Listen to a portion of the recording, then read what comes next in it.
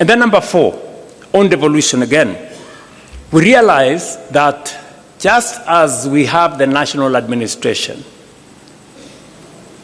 the county assemblies, members of county assemblies and governors have no pension. And we have made the strategic decision that the bill that was there in Parliament, which in my opinion has serious challenges, it is my position that we now agree in this PG, that it is only fair. Governors and members of the county assembly are elected leaders like us. The same way we have pension, it's only right that they have pension. We all agree on the principle of contribution. The same way we contribute pension, they too, and I don't think they have a problem contributing to the pension. So it is my request to this assembly that we change the law that currently is in Parliament so that we include governors and we make sure that that pensions bill is contributory. Yesterday, I did sign into law the pension benefits for judges. I don't think we should leave our governors and county assembly members behind. So those are the 4 fundamental things that I wanted to say on matters to do with enhancing, supporting, and integrating devolution into our governance system.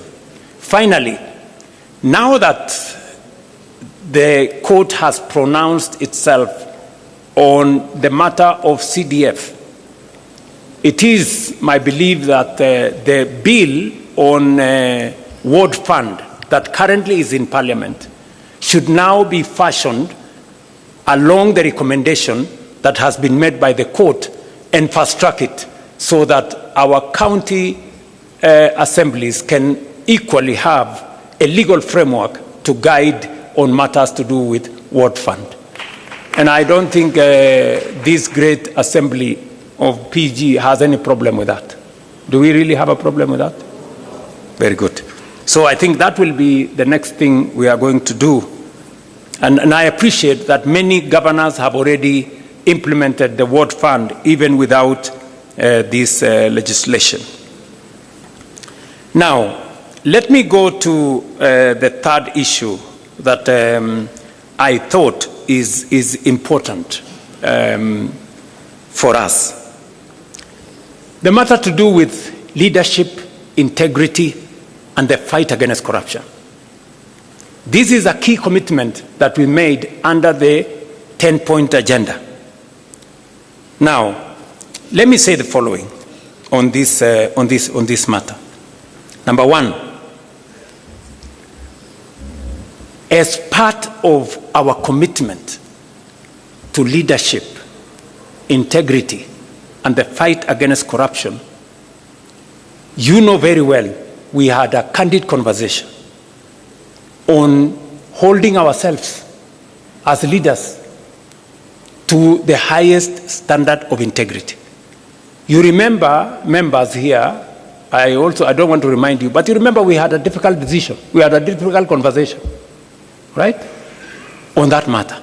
It is because we chose ourselves, these members, we chose that we need to raise the bar. And I want to thank members of Parliament here. You passed the conflict of interest bill, which I signed into law. If there is a demonstration of leaders sitting here that they want to be held to the highest standard of integrity, it is your passing of the conflict of interest bill. Today, it is law in Kenya. And I want to congratulate both houses for stepping up and measuring up to the yardstick of integrity. Number 2, we have taken the deliberate decision that to eliminate corruption, to remove inefficiency, we must digitize all government services. Today, from 320 government services in 2022, we have 30,000 government services digitized. that has significantly eliminated bottlenecks. eCitizen today collects more than R1 billion shillings every day. It is a platform that is traceable. It is a platform that's accountable. The old system where people were paying cash and paying through checks and paying through corners and paying through pay bills, we have stopped. And today, if you pay on eCitizen, you don't need a receipt because it is traceable from who paid, for what service, to what account. We have digitized government services as part of our commitment to eliminating corruption. Number two, I did sign into law June last year the money laundering and anti-terrorism financing law. Again, as our commitment as an administration and as a country to transparency, to accountability, that illicit flow of money does not find its way into Kenya. As I speak to you, we also undertook three significant steps as a means of accountability and reducing on corruption. Professor Anyang', who was in our treasury, will tell you we have been struggling for the last almost 20 years to do what we called single treasury account. It has never happened. It has happened this year. We have been struggling to do what we call zero-based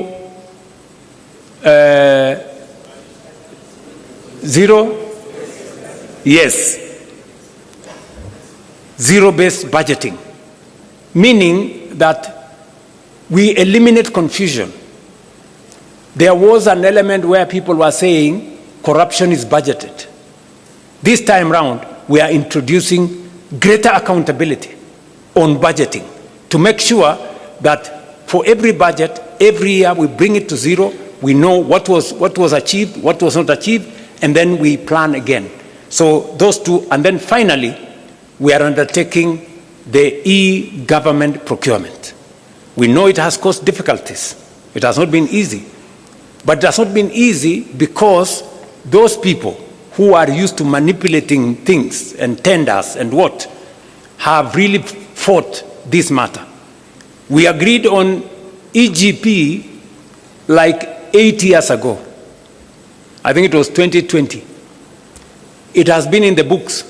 It has never been implemented. We have implemented it this year. Why? Because we want government procurement to be transparent. We want accountability. And we want to know if you are selling to government, are we getting a fair price? Who is supplying the tender? For how much? And it must be open in a portal where all people involved can follow, so that if I don't get the tender, it means I was not the lowest or I did not meet the qualifications. That is what we are doing in matters to do with integrity and making sure that leadership is held to account. Let me also say that we have enhanced the place of the Kenya Anti-Corruption Commission. They have concluded 143 cases, investigations. They have already obtained in the last 3 years 86 convictions, and because we have always been told convictions is a challenge, we have achieved 86 convictions, and especially we have enhanced their capacity to seize assets. We've already obtained assets of 9.8 billion, which have now come back to government, and we are pursuing assets worth 22 billion, assets that were obtained by corrupt means. And we say those assets must be surrendered to the government of Kenya. On the fourth item that I wanted to speak to is on the matter of debt. In fact, if you look at the 10-point agenda, there was a bullet, standalone, national debt. The national debt has been a very big challenge to Kenya. In fact, debt almost brought our country to its knees. You heard what Professor Kidure said, that in 2022, there were 6 countries that everybody believed in the world they were going to default on their foreign financial obligations. One of them was Kenya. And why was Kenya there? Because we had the highest, the largest Eurobond of $2 billion. And I remember my good friend John Buddy saying, I mean, this debt was there, everybody knew it was coming up, and nobody was doing something about it. You know, we were just waiting. And so the first thing when we came into office, we said we can't. This country cannot default, because many people don't understand the consequences of a country defaulting on its foreign obligations. It just turns your economy into something else. Just look at what happened in one of our neighboring countries. I don't want to mention names. When they defaulted, their currency was devalued by 100%. Just imagine Kenya's currency moving from 120 to 240. Would we have a country left here? And you know, there were very many people who were persuaded that the Kenya currency was going to go to 200. In fact, I remember speaking to one of the bankers, who is no longer my friend, because he was among the people who, you know, imagined, they were already piling up dollars, because they imagined that when it gets to 200, they will make a killing.